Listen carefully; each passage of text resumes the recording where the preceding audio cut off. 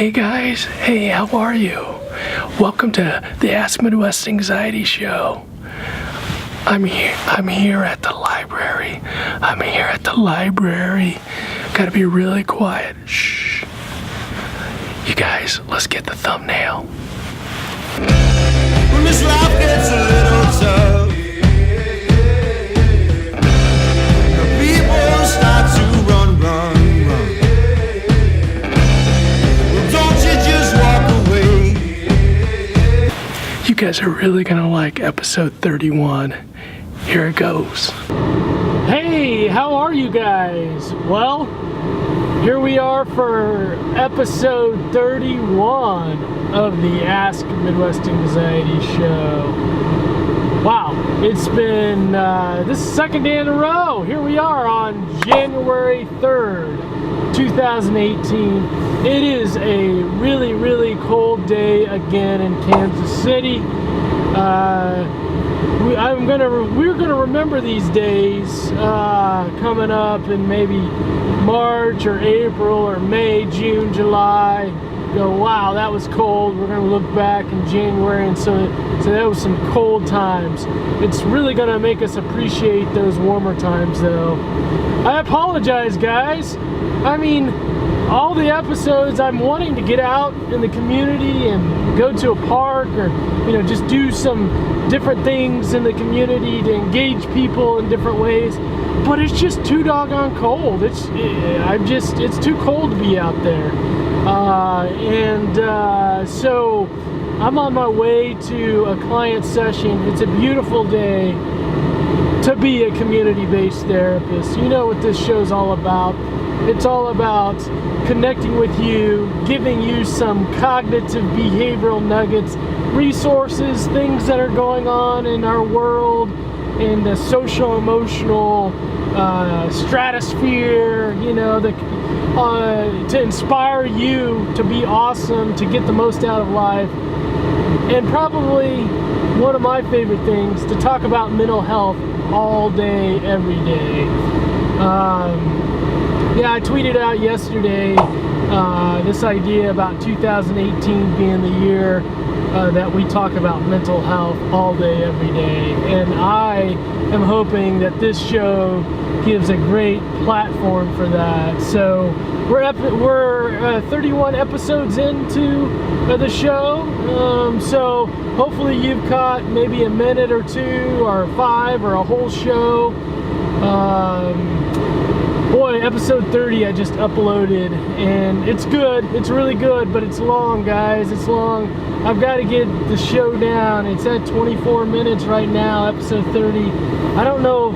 I got to make this as creative as possible to hold your attention. And I'm behind the scenes editing, which is taking me 2 to 4 hours at a time. So I'm going to try to keep this episode, cross my fingers, guys. I'm going to try to keep this episode to 13 to 15 minutes. See if we got that at the end. 13 to 15 minutes. Oh, by the way, if you haven't seen this show, I guess I should say that this show is all about just writing with me all day, getting to some of the behind-the-scenes looks at being a cognitive behavioral community-based therapist. Community-based. People are asking me, what's community-based? And people I talk to, they think it's awesome, but it's not something that you know, is typically that you think of when you think about psychotherapy. You think of, you know, going into an office and those things. Community-based means this is my office. This is my office. The community is my office. I go and meet with people. Initially, I meet with them in their homes and just get a good connection, and we develop some treatment goals and help them develop this kind of cognitive behavioral framework of thoughts, feelings, and behaviors. We focus on those 3 things, and then we go out and apply the things that we've learned in the community in various different ways. If I'm working with someone that they're afraid of maybe performance anxiety, like at a baseball game or soccer game or something like that, we'll go out on the soccer field, we'll go to the baseball field, we'll practice this stuff. If we've got a kid that's afraid at bedtime, we'll go over there at bedtime, we'll work through those things. Socially, the same thing, guys. That's the behavioral part of our program. And as we're doing things, we're working on things by doing things. We work on the mindset, the cognitive part, helping reshape that mindset. I can do this, I can handle it, I can get through it. And the feeling part of it, of just how much the feeling part stinks. The feeling part of anxiety and depression is a lot of times a showstopper. And that's the part that really stinks in a lot of ways. So Facebook, hey, how are you? It's Randy Floyd. Hey, I am on a way to a client's house and wanted to just jump on and see how your guys are doing. It's been a little while. Sorry guys here.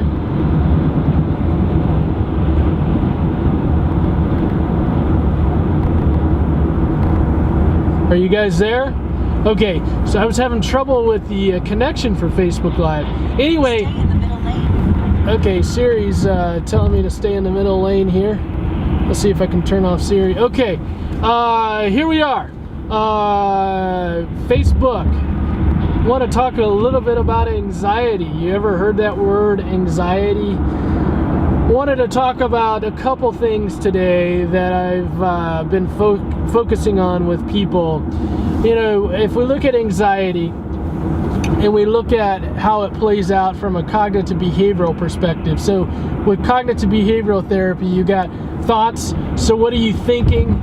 Feelings, what's going on in your body, and then behaviors, what do you do? All of us may struggle in different ways with anxiety in different areas, in each of those areas, either your thoughts, feelings, or behaviors. And for me, anxiety gets wrapped up in my body, and when I start feeling anxious, physically, I feel smothered. If you guys ever see me and I go, I just feel like somebody's stepping on my chest. And I do not like that feeling. I don't like that feeling. I don't know if you guys like that feeling or not. But my point with thoughts, feelings, behaviors is how, when we're feeling anxious, how do we work through it? So for me, with the physical feelings, I have to recognize that I'm feeling anxious. I'm feeling anxious.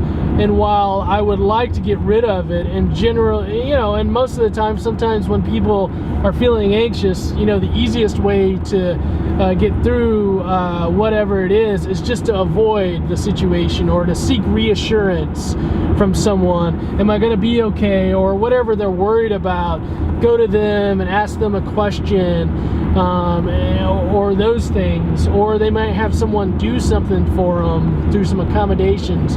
I know for me, long term, personally, I have to work through that myself. So I've got to work through that situation.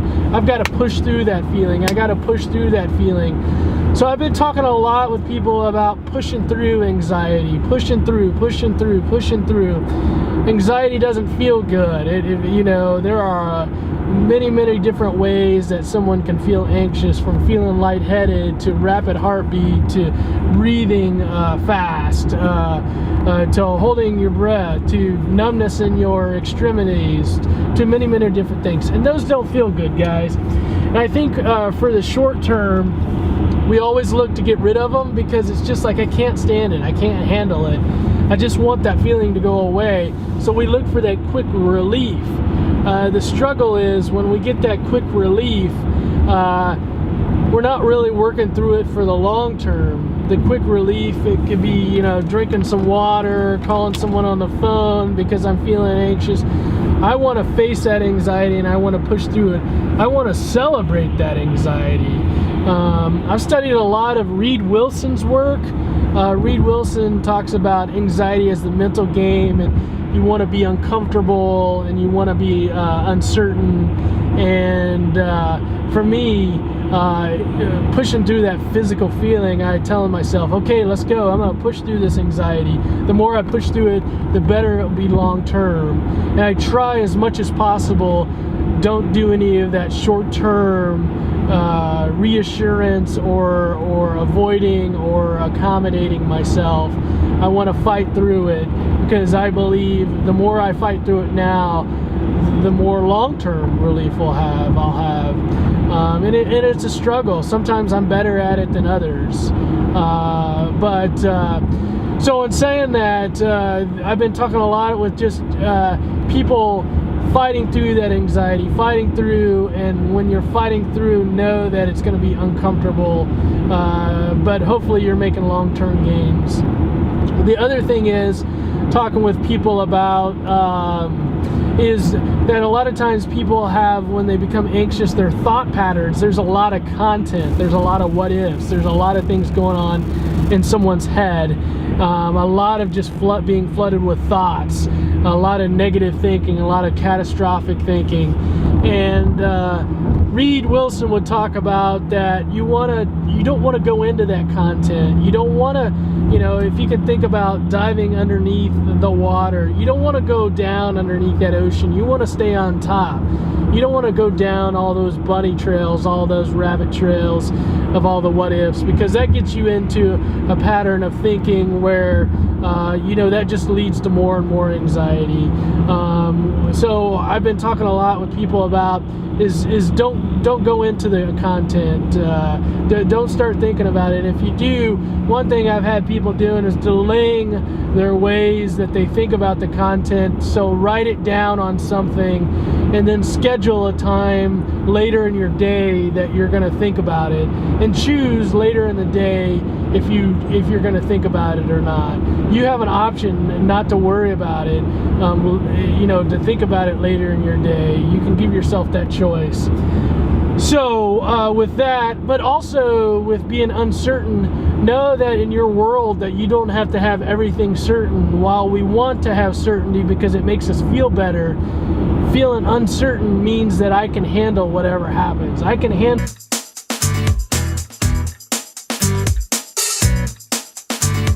Constantly kind of remind yourself, instead of seeking outside reassurance from family members or friends or whomever it would be, reassure yourself, I got this, I can handle this.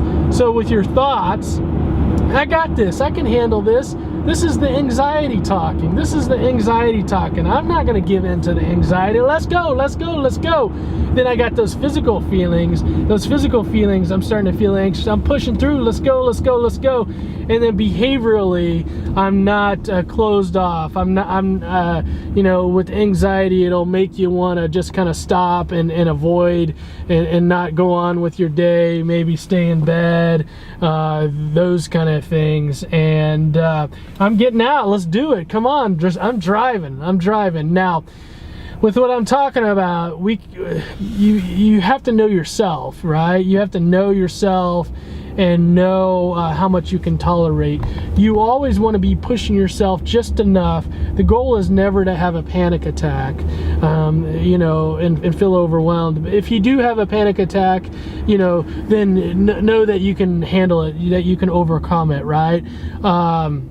But the goal is to always be pushing yourself into that uncomfortable, uncertain zone to a point where you can just kind of like a thermostat, you can turn it up just a little bit if you need to. If you're not pushing yourself at all, then you're not growing. And so those are some of the things that I've been talking about.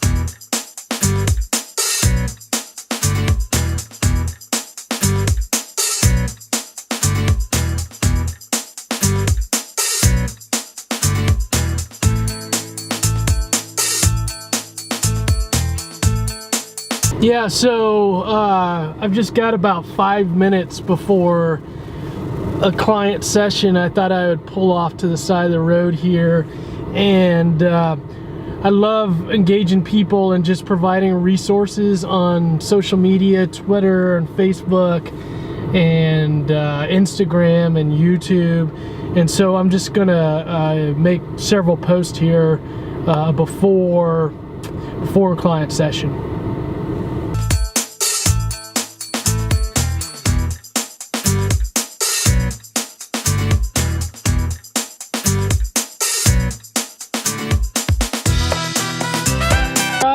So here we are. Wow, client sessions today. You know, there's been a constant theme during the day, and generally when I talk with people around anxiety, you know, self-awareness is huge. Just knowing yourself, knowing your strengths and your struggles, and just being able to get outside of the context of anxiety, depression controlling you. It's such a struggle sometimes, I know it is, but being able to get your mind right and know the feelings and the behaviors, just your thoughts, feelings, and behaviors that go along with anxiety and depression, and just knowing just how to get out of the grasp, how to get out of the grip of anxiety and depression's a big point here, guys. There continues to be some constant themes, is that you are more than your struggles. Why I do believe that we all struggle. You are more than your struggles, and finding ways, finding skills to use during social emotional struggles is really important. You know, I look at a day like today, and I just look at if we could take like each minute, 5 minutes, 10 minutes, 20 minutes, and we were just able to map it out of things, maybe of a positive or neutral or negative value, the things that life throws at us. I mean, all day today, I saw like a stat today that, and of course, obviously it's January, so it's to be expected, but it starts to weigh on you. Like, we've had 300 hours, I think. Maybe that's wrong. I don't know. We've had a lot of hours of being, our temperature being freezing 32 or below. You take that, just the temperature outside right now and how cold it is and how much it hurts, and then you got maybe some social struggles or some family struggles or some school starting back tomorrow, or a fight with your boyfriend, or, you know, these things just compound on each other. They just compound on each other. And what this requires of you, is to be even stronger with your thoughts. I can do this. I got this. The anxiety's trying to drag me down. Oh, life's trying to tell me it's not worth it. I'm going to think the opposite. I'm going to do something differently. I'm going to change my thinking patterns. I'm not going to let anxiety, I'm not going to let depression control me, guys. I'm not going to let my friend control me, my boss, my mom, my dad. I'm going to be the one. Let me say that again. I'm going to be the one that controls how I think, feel, and act. And that's a constant theme in conversation. And I think my hope is if you're learning anything by watching this show, that finding skills, cognitive behavioral skills, to help you through the moments is awesome. And I also just celebrate, and I think what I want to do more on this show is celebrating the good moments too, guys. Celebrating just the things that we have. Don't take positive, fun things for granted all the time. Let's find ways to celebrate. Let's find ways to push through the struggles and excel and celebrate the strengths. Celebrate the things that are going well. But all in all, a good January 3rd day. I'm glad I got in episode 31. I would, because, and I'm going to keep saying this, guys. I'm going to keep saying it. I don't know if it'll be episode 81 or episode 235 or what it would be, guys. But I would love for you to ask questions. You know, I tried in earlier episodes to have a schedule each day where I would go on a social network and I would, schedule out a show and all that, and just that schedule just became challenging. And so I try to go on a different social platform each day, either Twitter, Facebook, Instagram. If you want to join me live, just go to go to @MidwestAnxiety and like the page, or follow us, and then turn on your live notifications. So when we go live, it's that bell. Click that bell, and you'll get notifications. If you're watching this on YouTube, subscribe. Go ahead and subscribe, so you get notified when we upload these videos and when we go live. So anyway, it's been a great day, guys. You guys go to our social media, tag us at Midwest Anxiety, ask your question with the hashtag AskMidwestAnxiety, and love to answer your question on a future show. You guys go check out all the stuff we got going on right now. We got classes, we got a Goodie Grams, school starts back tomorrow, we got the school refusal program. Cross our fingers. I think our kiddos that are in the program, I think you guys are gonna crush it. You're gonna do all right. Anyway, guys, until tomorrow, you guys take good care. When this life gets a little tough, the people start to run.